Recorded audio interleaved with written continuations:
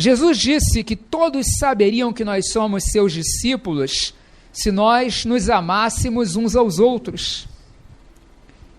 Ele disse que o mundo creria que o Pai o havia enviado quando aqueles que creem nele fossem um, como ele e o Pai são um. Pense sobre isso. Isso está em João capítulo 17. Ele orou por aqueles que criam nele e por aqueles que viriam a crer nele através daqueles que já criam. E ele disse que eles sejam um, Pai, assim como nós somos um, para que o mundo creia que tu me enviaste.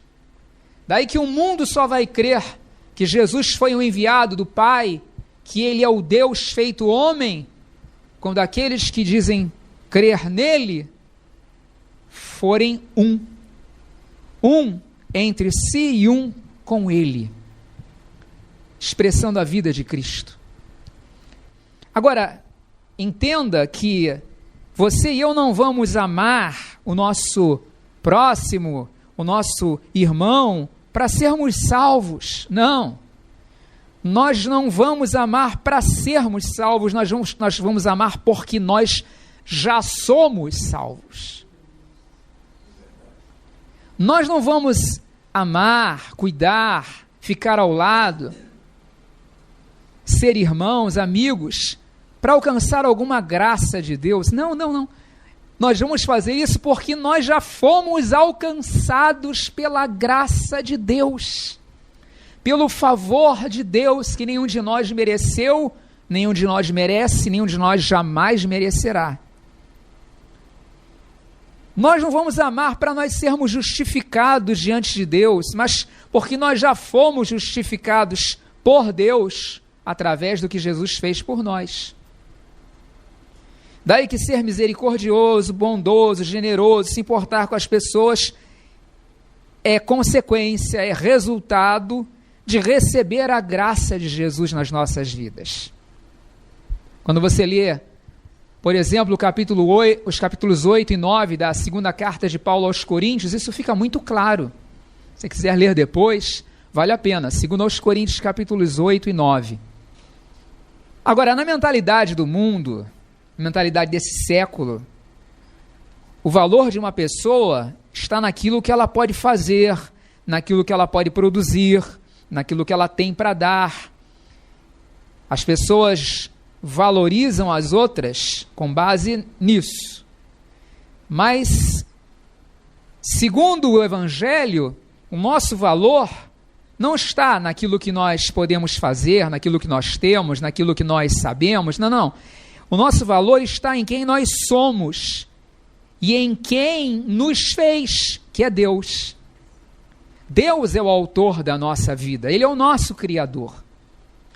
O nosso valor está em que Deus nos ama e no que Jesus fez por nós na cruz. Nós não fomos comprados com prata ou ouro, coisas que se corrompem, mas com o precioso sangue de Cristo. Nós não fomos comprados com dólar, com euro, nós fomos comprados com o sangue de Cristo. O Deus feito homem. Daí que o nosso valor é muito grande. Não depende do que nós podemos fazer, do que nós sabemos, ou do que nós somos capazes de realizar, do que nós temos. Não. Do que nós produzimos, não.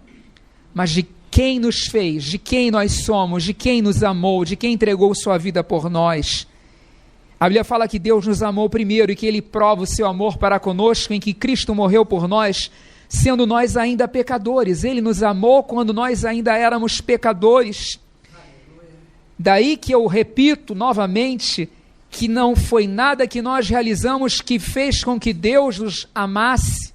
Estou dizendo isso porque já falei isso aqui tantas e tantas vezes. Pessoas que estão ouvindo agora, talvez através de uma gravação na rádio, seja onde for, você já ouviu tantas e tantas vezes eu dizer isso, mas eu quero repetir. Jesus deu sua vida por quem o rejeitava, por quem estava em completa rebelião contra ele. E é nisso que está a prova do amor de Deus. Deus nos amou desse jeito. Daí que ninguém conquista o amor de Deus. Nós somos conquistados pelo amor de Deus. E a prova disso é a cruz. Agora, é aí que eu entendo que Deus nos ama em todo o tempo. E Ele se aproxima de nós no tempo da angústia.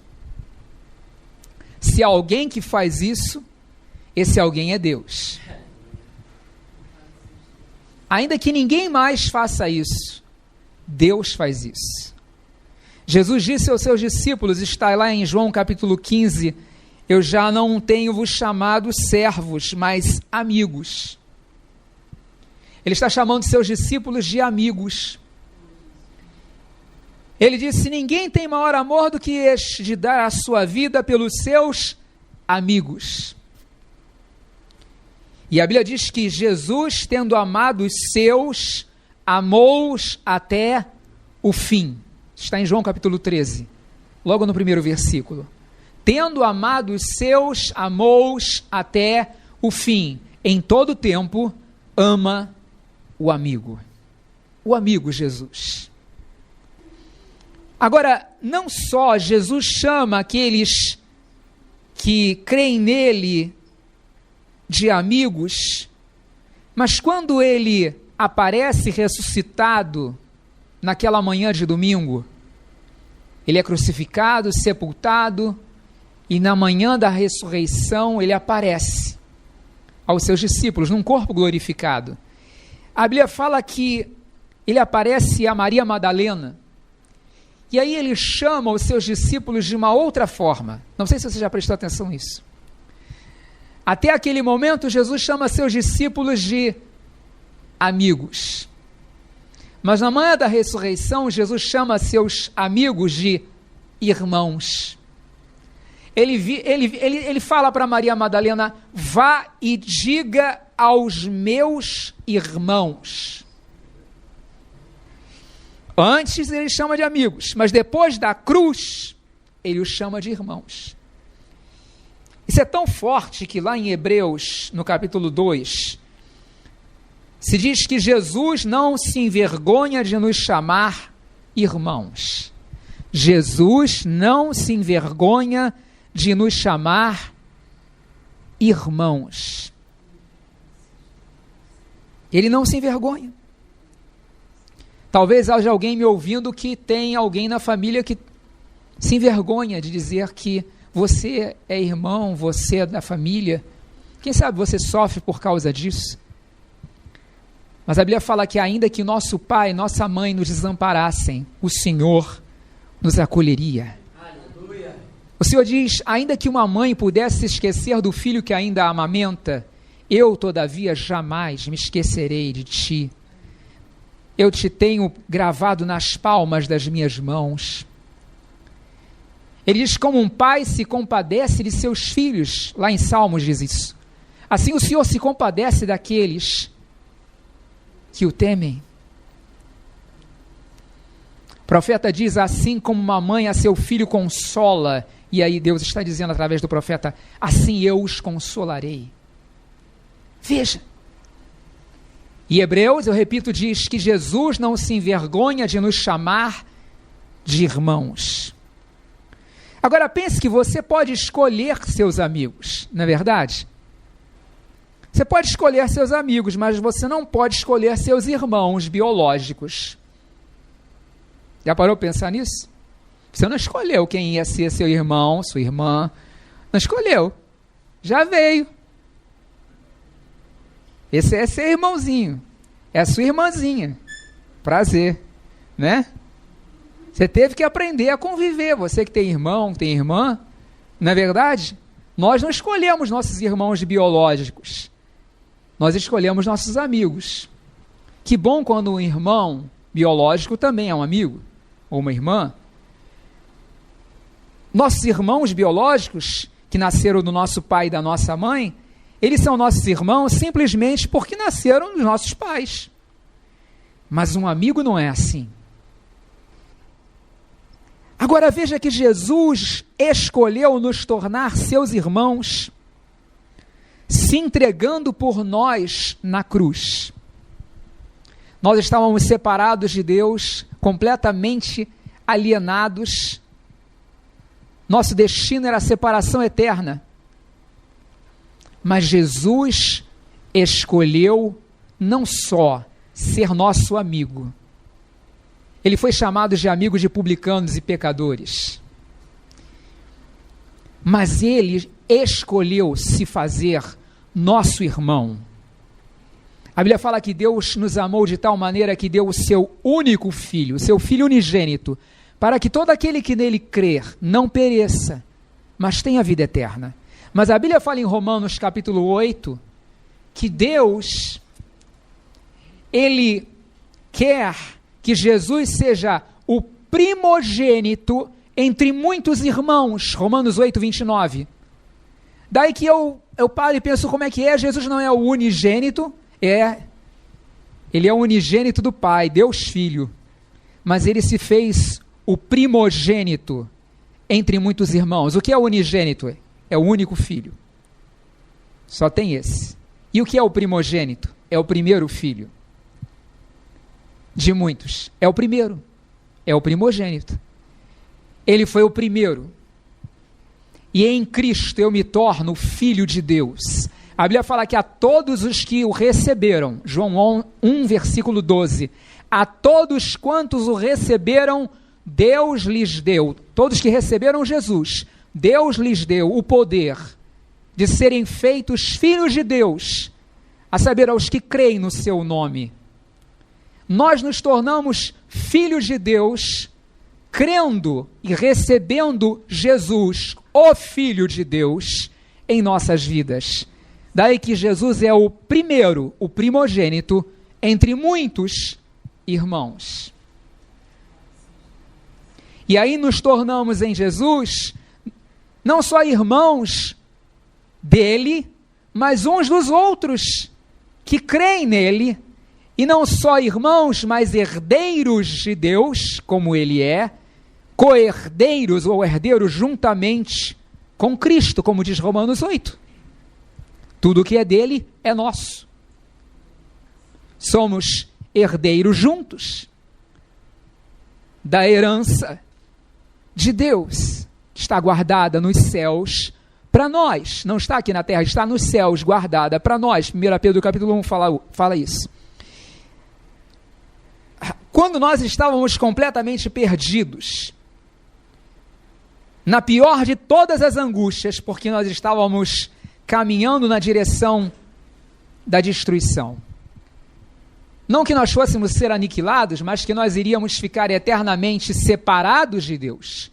Nós estávamos separados, mas a separação continuaria por toda a eternidade, sem volta, sem retorno, sem possibilidade de retorno. Será que é uma angústia pior do que essa? Não. Mas na nossa pior angústia, Jesus deu sua vida por nós. Ele nos amou. Estando nós mortos nos nossos pecados e ofensas, Efésios 2 diz, ele nos amou e se entregou por nós. A Bíblia fala em Hebreus 2 que Jesus participou de carne e sangue como nós, se fez semelhante a nós em todas as coisas, para que através da sua morte, diz lá em Hebreus 2, ele destruísse aquele que tem o poder da morte, a saber, o diabo, e livrasse todos que pelo pavor, ou pela fobia da morte, que a palavra no original é essa, estavam sujeitos à escravidão por toda a vida, ou seja, nem morriam, nem viviam, porque estavam escravizados pelo pavor da morte. Nem morre, nem vive. Jesus se tornou participante de carne e sangue como nós. A palavra, o verbo se fez carne e habitou entre nós. Ou seja, através do que Jesus fez se tornando homem, o Deus eterno se tornando um homem, tomando um corpo de carne e sangue como nós, sendo tentado em todas as coisas à nossa semelhança, mas sem pecado, e entregando sua vida na cruz, morrendo por nós, assumindo o nosso lugar, nos substituindo, recebendo todo o castigo que era para nós na cruz. Quando ele faz isso, e ele ressuscita, ele então torna todo aquele que crê, confia nele e o recebe um filho de Deus, eu repito. Uma filha de Deus. Daí que eu volto a dizer que na manhã da ressurreição, Jesus diz para Maria, vai ter com meus irmãos e diz-lhes, subo para meu Pai e vosso Pai, para meu Deus e vosso Deus. Veja, há uma diferença. Meu Pai e vosso Pai. Meu Deus e vosso Deus. Diga para os meus irmãos, o tratamento mudou. Não que ele os amasse mais agora, não. É que agora, todo aquele que crê nele se torna um filho de Deus. Por causa do que ele fez na cruz e na ressurreição em nosso lugar. Em todo tempo, amo o amigo. E na angústia, na pior de todas, nasce o irmão. E porque Jesus foi capaz de entregar a sua própria vida por nós, eu posso saber que ele vai ser nosso socorro bem presente na hora da angústia. Daí que há uma outra tradução que diz que para a hora da angústia nasce o irmão. A Bíblia fala em Romanos 8 que se Deus não poupou o seu próprio filho, antes por todos nós o entregou, como não nos dará graciosamente, juntamente com ele, todas as coisas? Ou seja, se ele já nos deu o maior, como ele não nos dará o menor? Se ele já nos deu o melhor que ele tinha, como não nos dará as outras coisas? E aí que fica a nossa confiança, e aí que nós podemos ancorar a nossa alma. Você sabe o navio, não é? Ele tem que ter uma âncora para ele ficar estável, parado. Alguns de nós estamos como um barquinho no mar agitado, sendo levados de um lado para o outro. Mas essa noite, como eu disse há muitos anos atrás, lance a âncora. E a âncora da nossa alma, você lê sobre isso em Hebreus, que fala sobre temos como âncora da alma segura e firme, é a confiança em Cristo, no que Ele fez por nós. Daí que a mensagem é essa mesma, não tem outra não, é a mensagem do Evangelho, é a mensagem da cruz, que me dá segurança. Ele nunca vai nos deixar. A palavra angústia no texto que nós lemos, Provérbios 17, já estou terminando, ela pode ser traduzida de diversas formas. Por exemplo, ela pode ser traduzida como tristeza, como ferida, como dor, como aflição, como adversidade, tribulação, infortúnio, calamidade, mal, miséria. Daí que poderia estar escrito assim, são alguns exemplos. Em todo tempo amo o amigo,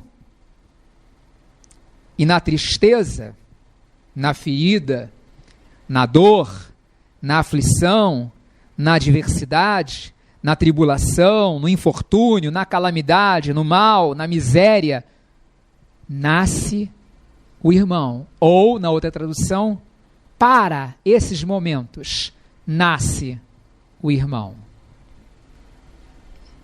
É aí que há amigo mais chegado que um irmão de sangue.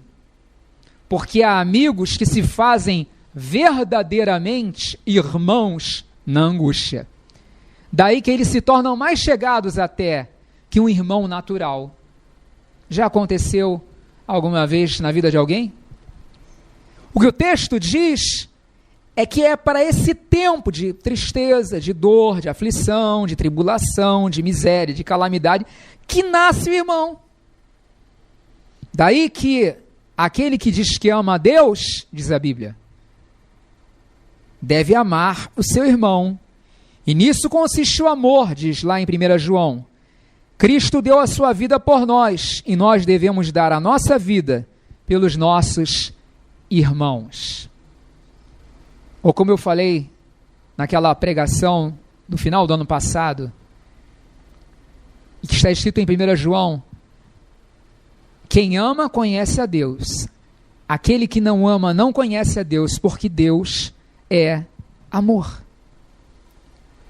Agora, ainda que esse seja o chamado de Deus para você e para mim, sermos amigos, irmãos, irmãos, amigos, não é fácil, mas pelo poder do Espírito Santo trabalhando em nós, na nossa natureza caída, em todos os nossos conflitos e limitações e dificuldades, e você sabe de tudo, né? Você é humano como eu.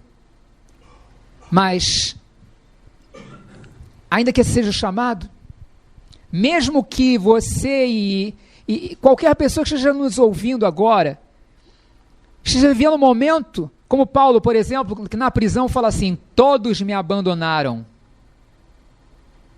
Ninguém apareceu no dia da minha defesa, mas o Senhor me amparou. O Senhor me fortaleceu. Você já leu isso em 2 Timóteo? Quando ele fala, todos me abandonaram, ele vai falando, cada um foi para lá, o outro foi para cá, o outro voltou para trás. Todos me abandonaram. No dia que ele teve que fazer a defesa dele no tribunal, ele olhou procurando algum irmão, algum amigo, e não tinha ninguém. Mas ele disse, mas o Senhor estava presente. Ele me fortaleceu. Ainda que todos desapareçam, Deus está conosco. Ele nos ama, mesmo quando nós mesmos já desistimos de nós. Você já desistiu de si mesmo alguma vez na vida? Elias fez isso, Moisés num certo momento fez isso, Davi, Asaf, Jonas, poderia falar de outros personagens, momentos de profunda tristeza, angústia, tribulação, depressão. Mesmo quando nós desistimos de nós, Deus não desiste de nós. Mesmo quando nós não acreditamos mais em nós, Deus não desiste de nós. Eu lembro de uma vez um pregador que estava falando com uma pessoa e essa pessoa falou, olha, eu sou ateu, eu não acredito em Deus. E esse pregador falou para essa pessoa, não tem problema, porque Deus acredita em você.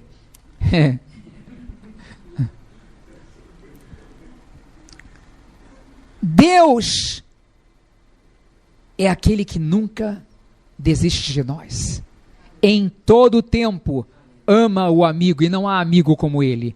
E na angústia ou para a hora da angústia nasce o irmão. Jesus se fez irmão de todo aquele que crê nele,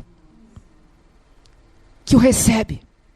E aí que eu quero terminar com aquele texto lá de Hebreus capítulo 13, que eu já disse aqui uma vez, que embora não esteja escrito assim na nossa Bíblia, nas traduções que nós temos, é assim que está no original, na língua grega. A palavra negativa é repetida 5 vezes. Quando diz assim, eu nunca te deixarei, jamais te desampararei. A negação, ela é repetida 5 vezes. É como se dissesse assim, eu nunca, nunca, nunca te deixarei, eu nunca, nunca te desampararei. O que Deus está querendo dizer, inspirando o escritor a repetir tantas vezes? Ele está querendo falar para você, olha, não tem jeito não. Eu nunca, nunca, nunca, nunca, nunca te deixarei ou te desampararei. Na angústia, ou para a angústia, nasce o irmão. Vamos orar. Se você está me ouvindo através de uma gravação, através do rádio, e você hoje ouviu essa palavra simples, e você diz, eu preciso conhecer esse Deus, eu preciso conhecer Jesus, eu quero conhecer Jesus, esse amigo verdadeiro, esse companheiro fiel, leal, que não abandona, esse que se fez meu irmão, entregando sua vida na cruz e que diz que todos que o recebem, creem nele, se tornam filhos de Deus, irmãos dele. Eu quero ser um filho de Deus, uma filha de Deus, um irmão de Jesus. Que ele seja meu irmão mais velho, eu quero. Se você é essa pessoa, se você quer isso, eu convido você a colocar a sua confiança em Jesus Cristo. Convido você a colocar a sua confiança no que Jesus fez na cruz por você. Ele tomou o seu lugar. A crer que ali Ele pagou pelos seus pecados que o separavam de Deus e que Ele morreu por você e ressuscitou, está vivo e Ele quer entrar em sua vida e em seu coração. Então confie nele, olhe para Ele, coloque nele, só nele a sua confiança e o receba. Diga para Ele: eu te recebo, Jesus. Se você quer ajuda em oração, ore assim comigo agora. Senhor Jesus, obrigado pelo que o Senhor fez na cruz, em meu lugar. Nessa noite eu te recebo. Nessa noite eu creio em Ti. Eu coloco a minha confiança em Ti e só em Ti. Seja meu Salvador e Senhor. Seja meu amigo. Se faça meu irmão. Eu quero ser um filho de Deus, uma filha de Deus, pela fé em Ti. Que eu possa nascer do alto, nascer de Deus, nascer de novo, nascer espiritualmente, nascer no coração. Me dá a Tua vida, me dá o Teu Espírito Santo, me sela com o Teu Espírito Santo, me marca com o Teu Espírito Santo, enche meu coração e minha vida, perdoa os meus pecados, lava-me com o sangue que o Senhor derramou na cruz em meu lugar. Obrigado, porque o Senhor está vivo, o Senhor ressuscitou, o Senhor é o Senhor dos vivos e dos mortos, seja o Senhor da minha vida. Eu te recebo, Jesus, em Teu nome.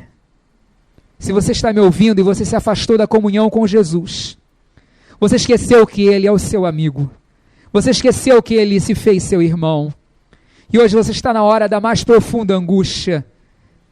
Ele quer que você volte a ter comunhão com Ele. Então diga para Ele, se você quer, diga para Ele: Senhor, eu estou de volta, Senhor, eu estou aqui, Senhor, eu me rendo a Ti, me perdoa, eu me entrego nas Tuas mãos, eu Te entrego a minha vida, eu me lanço aos Teus pés. Faça isso. Estou de volta. Ele está ouvindo você. Faça isso em nome de Jesus. Amém.